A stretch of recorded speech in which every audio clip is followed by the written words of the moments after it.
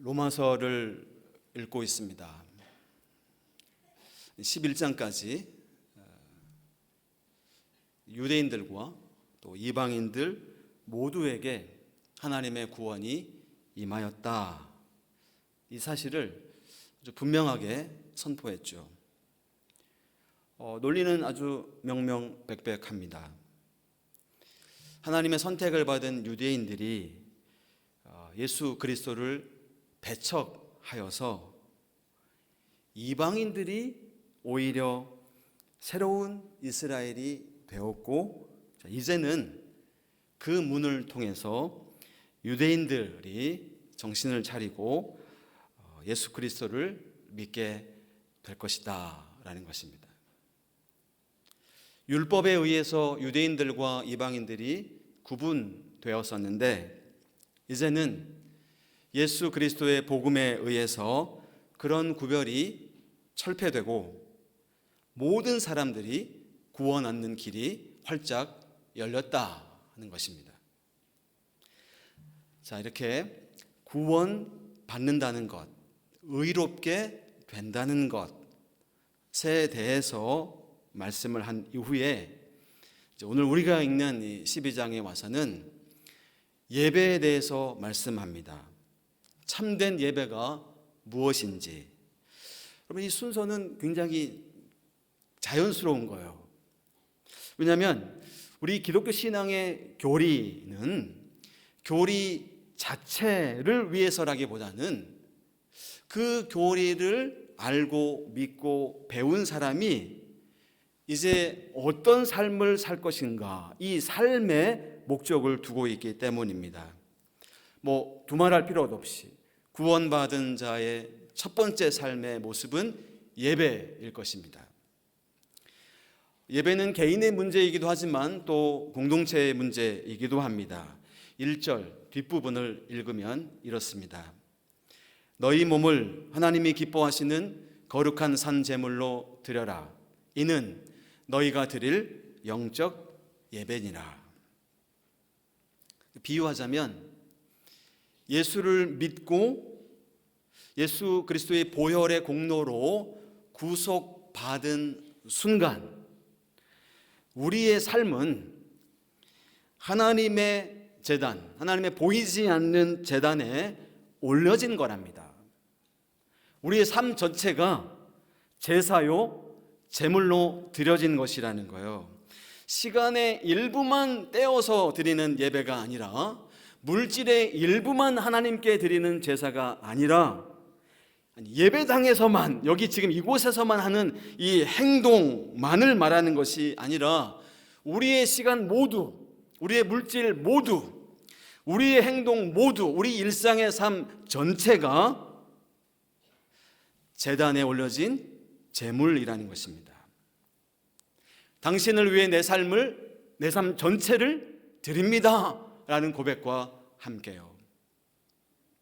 하나님의 뜻대로 사용되도록 내어놓은 인생이 되는 거고, 그것이 우리가 드릴 합당한 영적인 예배다라는 것입니다.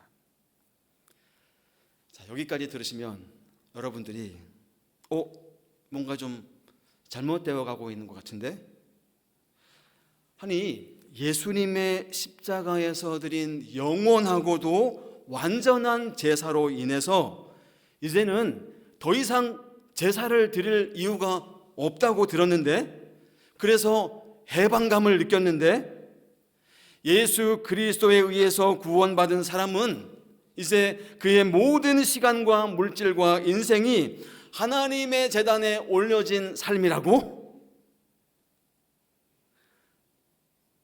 혹을 때려다가 혹을 하나 더 붙인 격이 아닌가? 더 큰 부담감을 느낄 수 있을 것이에요.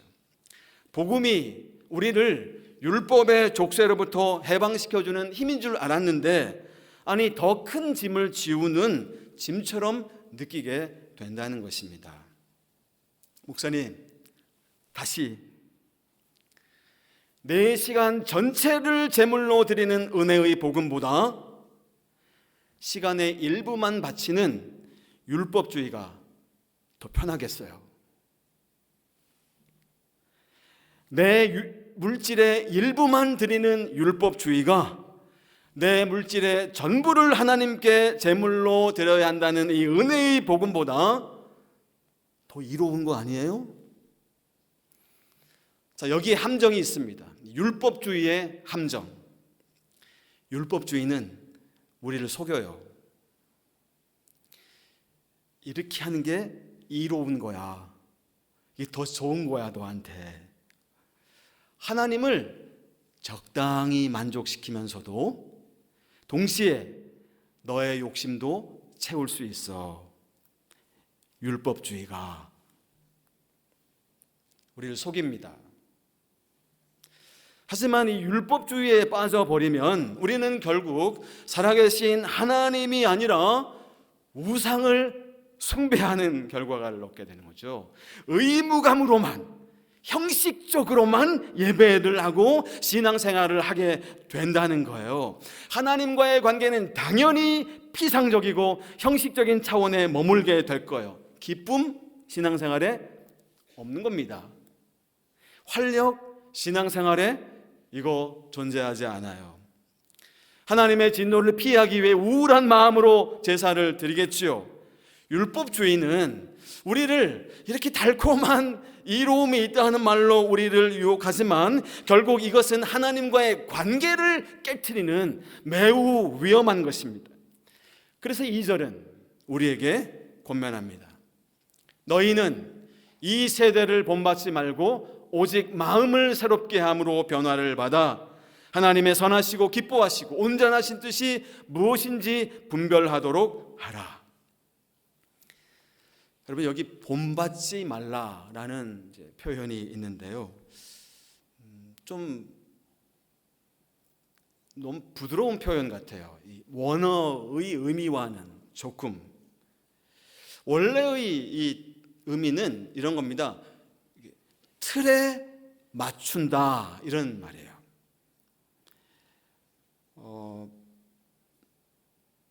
스케마라는 어떤 그 명사에서 이렇게 변형이 된 건데, 계획 혹은 도식이라는 뜻을 갖고 있어요. 영어의 스킴이 바로 이 스케마에서 왔다고 그러죠. 그러니까 이 스케마는 틀을 의미하는 거예요. 여러분, 집 이사할 때 역세권, 역에서 가까운 집이 좋은 숲세권, 숲에서 집 가까이 숲이 있으면 좋은 동네다. 요즘은요, 붕세권 알아요, 여러분? 겨울에 집 근처에 붕어빵 파는 곳이 있으면 저 같은 붕어빵 애호가들은 붕세권을. 그럼 붕어빵 기계 한번 생각해 보세요. 틀이 있어요. 거기에 밀가루 반죽을 넣고 그 다음에 팥 알을 여기다가 넣고 눌러서 찍으면 붕어빵, 맛있는 붕어빵이 나옵니다. 여기에 사용된 이 동사가 바로 이 틀, 어떤 틀로 찍어낸다라는 의미를 갖고 있는 것입니다. 유진 피터슨과 그의 목회실은 이 구절을 아주 의미 있게 번역을 했는데 이렇습니다. 문화에 너무 잘 순응하여서 아무 생각 없이 동화되어 버리는 일이 없도록 하십시오. J.B. 필립스라는 저명한 성경 번역가는 이렇게 번역했습니다. 당신을 에워싸고 있는 세상이 당신을 세상의 틀에 밀어넣지 않게 하십시오. 우리는 중요한 진실을 이 구절에서 발견하게 됩니다. 뭐냐면 우리 자신을 세상 문화, 세상 풍조에 노출시켜 놓으면 자연스럽게 우리는 세상의 틀에 찍혀서 세상의 틀에 맞추어져 살게 된다는 것입니다. 우리가 적극적으로 세상의 풍조를 따르지 않아도, 우리가 세상의 풍조에 적극적으로 따르려고 노력하지 않아도 돼요. 그냥 세상이 보여주는 것을 보기만 하면 됩니다. 세상이 말하는 것들을 듣기만 하면 돼요. 그러면 우리도 모르는 사이에 우리 자신의 사고의 방식과 생활 방식이 달라져요. 틀에 맞춰지게 되는 것입니다. 세상의 틀에 맞춰지게 되는 거예요. 여러분, 한번 우리 삶을 한번 돌아다 보십시다. 우리의 사고 방식이, 세계관이, 가치관이 지금 얼마나 속속들이 세속적이고 물질적이며 이기적인지 한번 돌아다 보시자고요. 여러분, 우리들 중에 그렇게 되고 싶어서 적극적으로 세상의 풍조를 따라가는 사람은 제가 보기에 우리들 중에 한 분도 안 계십니다. 다만 우리가 아무 방비 없이 그냥 세상 문화에, 세상 풍조에 우리를 노출시켜 놓고 좋아 보이는 것을 따라 살다가 보니까 이렇게 되는 것입니다. 성령께서 그래서 우리에게 촉구하십니다. 너희의 실상을 보고 두려워 떨라. 더 이상 이 세상 풍조에 휘둘리지 않도록 깨어 있어라. 제가 어느 신문에서 읽었는데요, 하루에 우리가 평균 5,000번의 광고에 노출된답니다. 하루에.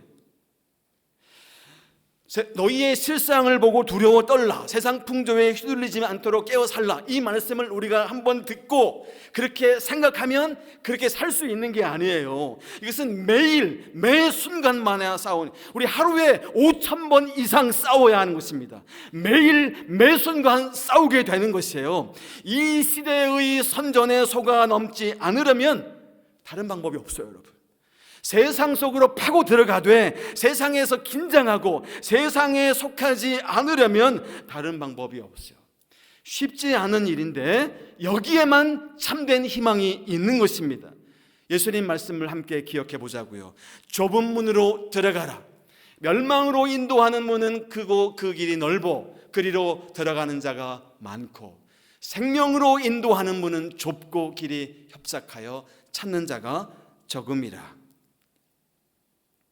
좋은 게 좋은 거, 이런 거짓말에 속아서 세상의 흐름에 자신을 맡겨 잘 먹고 잘 사는 것에만 몰두하면 편안한 길이고 안전한 길이라고 세상이 말합니다. 하지만 그 길은 멸망에 이르는 길입니다.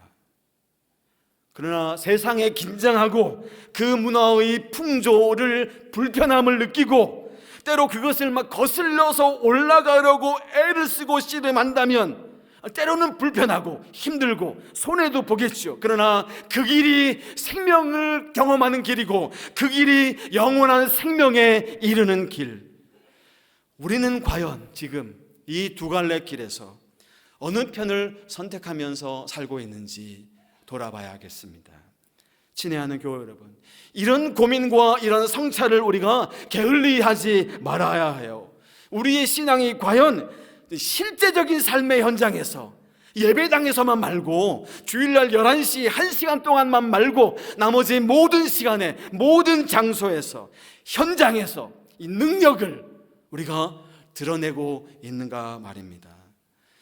그냥 형식으로서 예배에 만족하는 것이 아니라 우리의 삶 전체가 오늘 12시 15분 이후에 예배당을 나가는 그 순간에 실제적인 우리의 일상에서 이 능력이 나타나고 있는지 돌아봐야겠습니다.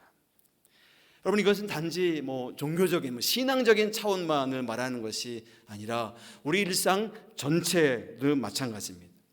우리 일상에서 예배와 삶의 일치, 몸과 재물의 일치, 진리와 삶의 일치, 말과 행위의 일치를 찾아볼 수 있어야 하는 거잖아요. 근데 이 부분에서 우리가 조금 오해가 생기기도 합니다. 몸의 예배 혹은 일상에서 새 사람이 되라는 이 표현, 자칫 윤리적으로, 도덕적으로 이 의미를 생각하기도 합니다. 그래서 경제 정의를 실천해야 합니다. 노숙자를 도와야 합니다. 거짓말을 하지 맙시다.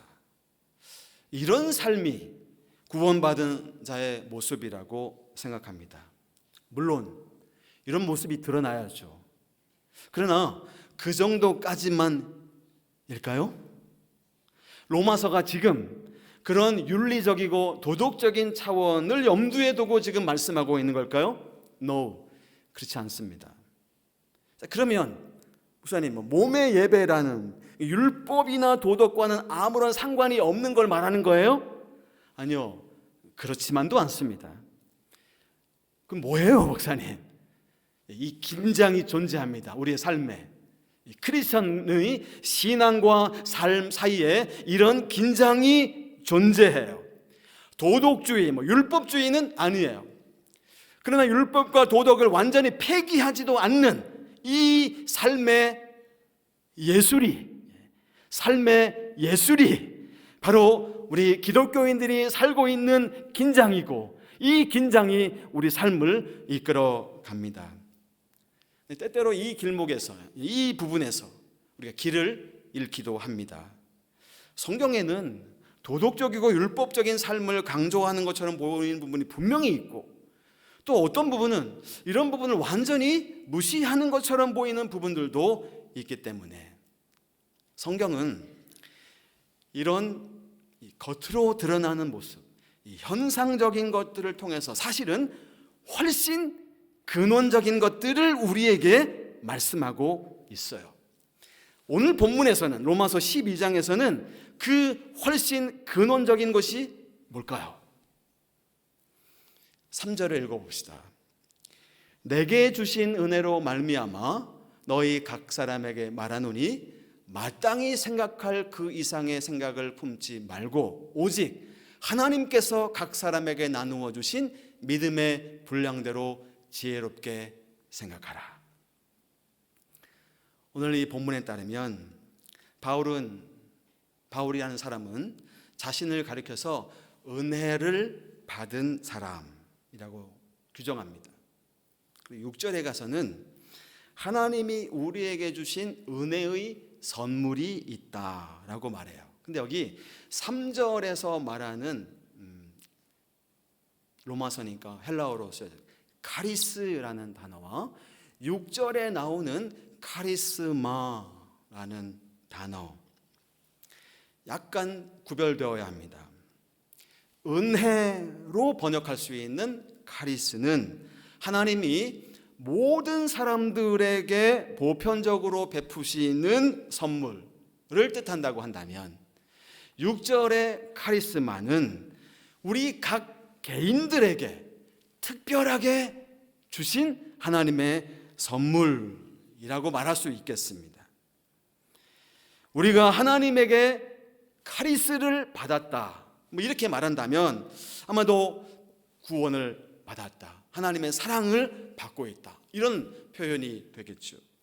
근데 내가 하나님으로부터 카리스마를 받았습니다 라고 하는 것은 사람마다 다를 거예요. 누구는 가르침의 능력을, 누구는 섬기는 능력을, 누구는 들어주는 능력을. 그래서 이어지는 6절, 7절, 8절에서 7가지 구별된 카리스마, 은사를 말합니다. 예언, 섬김, 가르침, 위로, 구제, 다스림, 긍휼을 베품, 이런 은사들. 이런 카리스마는 사람마다 다 다양하게, 다르게 주어지는 선물. 그래서 우리 모두는 이런 은혜와 은사를 모두 다 받은 사람들이에요. 한 사람도 예외 없이. 아마 이 이야기는 간혹 들었을 것입니다. 달란트 비유를 통해서 이런 은사의 쓸모에 대해서 자주 들었을 거예요. 이런 선물을 적극적으로 활용하는 사람에게는 더 많은 선물이 주어질 것이고, 그것을 묵혀두는 사람에게는 먼저 주어진 것마저 빼앗길 수 있다. 옳은 말씀입니다. 그런데 카리스마를, 은사를 우리가 그 정도 생각까지만 하고 마무리할 수는 없어요. 여러분, 우리가 하나님으로부터 주어진 것들을 카리스마로 여긴다면 우리는 세상을 완전히 다른 눈으로 볼 수 있을 것입니다. 다른 눈으로 새롭게 보게 돼요. 무슨 말이에요, 여러분? 카리스마는 하나님의 선물이기 때문에, 카리스마는 우리가 만든 게 아니라 하나님으로부터 받은 것이기 때문에, 카리스마는 우리 게 아니라 하나님 것이기 때문에 저와 여러분들이 이 사회에서 어떤 역할을 갖고 있다면 혹은 어떤 위치를 갖고 있다면 그것은 우리가 만든 게 아니라 하나님께서 주신 것이다. 하나님께서 우리에게 주신 특별한 선물이다. 나에게. 이렇게 생각한다면 우리는 세상을 보는 눈이, 다른 사람들을 보는 눈이 완전히 달라질 것입니다. 카리스마는 그 토대가 하나님이시기 때문에 결국 모든 카리스마는 동일한 것입니다. 존재론적으로, 가치에 있어서. 그러면 하나님께로부터 온 것인데 좋은 것, 나쁜 게 있을 수 있겠어요? 그건 가능하지 않은 말이에요. 하나님으로부터 왔는데 더 좋은 것이 있고 더 덜 좋은 것이 있을 수 있겠어요? 그 존재하지 않습니다. 하나님께서 주신 것은 다 똑같은 것이잖아요. 하나님으로부터 온 것은 모두 다 똑같은 가치를 갖게 되는 거예요. 이런 이 은사, 이 카리스마의 원리를 우리의 삶에 그대로 연결시키면 우리의 삶은 가치에 있어서, 존재에 있어서 구별될 수 없다, 차이가 있을 수 없다라는 것입니다. 모든 삶이 평등하다, 인권은 천부적이다, 이런 얘기들을 우리가 사회에서도 많이 듣습니다. 근데 문제는 이걸 정보로만 생각해야지 실제로 나의 삶에서 나를 바라보거나 누군가를 바라볼 때 삶의 능력으로는 나타나지 않는다는 것이요. 생각해 볼까요, 여러분? 서울대학교랑 백석대학교와 두 대학이 똑같습니다 라고 제가 말하면 세상 사람들이 뭐라고 말할까요? 사람들은 더 좋은 것을 구분하는데 탁월해서 너무나 익숙해져 있기 때문에 제 이야기를 고지 듣지 않겠지요. 모든 삶과 모든 재주와 모든 소질이 결국 존재에 있어서, 가치에 있어서 똑같은 말을 인정하지 않을 거예요. 오해하지 마세요. 제가 학문적인 진지성 혹은 삶에 대한 성실성이 이게 다 무의미하다 이런 뜻이 아니에요. 지금 우리의 삶에, 우리 개인의 삶에 개입하여 있는 하나님의 선물, 은사, 이 카리스마가 본질적으로 누구에게나 다 똑같이 귀하다는 사실을 지금 성경이 말씀하고 있는 것입니다. 그거에 대한 사람들의 태도가 같다는 말이 아니에요. 하나님의 선물은 우리 인간의 눈에 크게 보이든 작게 보이든, 가치가 있어 보이든 덜 없어 보이든 전혀 개의치 않고 똑같이 최선이라는 것입니다. 비유하자면 이런 거예요. 여러분 길가에 있는 화원에 한번 들어가 보세요. 꽃들마다 가격이 다 달라요. 가장 비싼 꽃이나 화원에 없고 길가에 나는 이 민들레, 길가에 흔한 민들레 꽃이나 그것들이 꽃이라는 점에서 똑같이 귀하다는 사실은 변함이 없습니다. 여러분 우리의 삶이 만약 하나님의 선물이라는 사실을 우리가 명명백백하게 그렇게 이해하고 그렇게 믿고 그렇게 받아들이고 있다면, 그 근본을 깨우칠 수 있다면 우리는 이 세상을 정말 다르게 살아낼 수 있을 거예요. 우리의 삶이 하나님과 연결되어 있다는 사실을 실제적으로 깨우칠 수 있다면 우리는 분명 새로운 눈으로 이 세상을 그리고 나 자신을 바라볼 수 있을 거예요. 우리가 그동안 부러워했던 것들, 그게 부러워할 게 아니고, 우리가 그동안 막 어깨에 힘주고 막 자랑하고 막 교만했던 것들, 이거 전혀 자랑할 만한 게 아니다. 내가 자랑할 만한 것이나 내가 남에게 부러워하는 것이나 아무런 차이가 없다면 결국 우리는 이런 것들에 집착하지 않게 됐겠죠. 이런 것들의 근원이신 하나님께 시선을 두며 살아가게 될 거예요. 아마도 로마에 있는 교회에 그런 갈등이 있었던 것 같아요. 이 카리스마의 문제와 관련해서, 이 은사의 문제와 관련해서 문제가 좀 있었던 것 같아요. 아마도 이방인 그리스도인들과 유대인 그리스도인들 사이에 교회의 사역 혹은 행정을 중심으로 갈등이 있었던 것 같습니다. 그래서 권면합니다. 들어볼까요? 마땅히 생각할 그 이상의 생각을 품지 말고 오직 하나님께서 각 사람에게 나누어 주신 믿음의 분량대로 지혜롭게 생각하라. 우리 인간의 본성은요, 우리 자신을 과대평가합니다. 그렇지 않아요? 보세요, 여러분. 정치인들은 진짜 엄청나게 자신들을 과대평가하잖아요. 회사의 기업도 마찬가지입니다. 본인 자기 회사 상품들을 과대 광고합니다.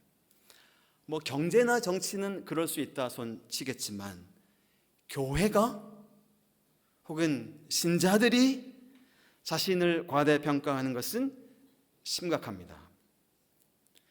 이런 공동체는 결코 은사 공동체, 카리스마 공동체가 아니에요. 카리스마 공동체가 아니면, 은사 공동체가 아니면 생명은 죽게 될 겁니다. 왜냐하면 생명은 오직 하나님에게 있기 때문이죠. 사랑하는 여러분, 오늘 우리 시대의 교회가, 우리 시대의 그리스도인들이 참된 의미에서 하나됨을 회복하고 있는지, 이 은사 공동체의 정신, 카리스마 공동체의 정신이 우리 교회 안에 스며들어 있는지, 이 카리스마 공동체의 정신을 우리의 삶을 통해 드러내고 있는지, 교회의 미래는 바로 이 카리스마 공동체의 정신을 지향하고 있는가 아닌가, 여기에 있다고 저는 판단합니다. 왜냐하면 카리스마 공동체만이, 은사 공동체만이 생명을 지향하는 공동체이기 때문. 오늘 우리의 본문 1절, 2절에 대하여 유진 피터슨과 그의 목회실 번역이 우리의 힘과 위로가 될 거라고 믿고 조금 길지만 제가 읽어드리겠습니다. 그러므로 나는 이제 여러분이 이렇게 살기를 바랍니다. 하나님께서 여러분을 도우실 것입니다. 여러분의 매일의 삶, 일상의 삶, 자고 먹고 일하고 노는 모든 삶을 하나님께 제물로 드리십시오. 하나님께서 여러분을 위해 하시는 일을 받아들이는 것이 바로 여러분이 그분을 위해 할 수 있는 최선의 일입니다. 문화에 너무 잘 순응하여 아무 생각 없이 동화되어 버리는 일이 없도록 하십시오. 대신에 여러분은 하나님께 시선을 고정하십시오. 그러면 속에서부터 변화가 일어날 것입니다. 그분께서 여러분에게 바라시는 것을 흔쾌히 인정하고 조금도 머뭇거리지 말고 거기에 응하십시오. 여러분을 둘러싸고 있는 문화는 늘 여러분을 미숙한 수준으로 끌어낮추려 하겠지만, 하나님께서는 여러분에게서 최선의 것을 이끌어내시고 여러분 안에 멋진 성숙을 길러 주실 것입니다. 멋진 삶 아니에요, 여러분? 우리가 소망하는 아름다운 삶 아니겠습니까? 11시 주일날 1시간만 말고 월, 화, 수, 목, 금, 토, 그래서 주일이 맨 앞에 있는 거예요, 우리 달력에. 북한의 달력은 빨간색 일요일이 맨 뒤에 있어요. 굉장한 차이입니다. 사고 세계관의 차이죠. 주일이, 빨간색 주일이 맨 앞에 있는 이유가 이날처럼 나머지 6일을 살라는 것입니다. 오늘 예배당에서뿐만 아니라 어디에 있든지, 굉장히 상징적인 장소에 이 예배당은 여기에만 국한되는 게 아니라 이 예배당, 오늘 이 공기, 이 느낌, 이 마음이 여러분의 거실, 연구실, 시장터, 병원, 길거리 어디에 확장되어야 한다는 것입니다. 그런 아름다운 삶을 살도록 우리 주님께서 성령으로 우리와 동행하시는 한 주간 보내고 다음 주에 기쁘게 만나요. 기도하겠습니다. 하나님 아버지, 일상으로 드리는 예배의 삶을 우리 모두 다 살기를 소망합니다.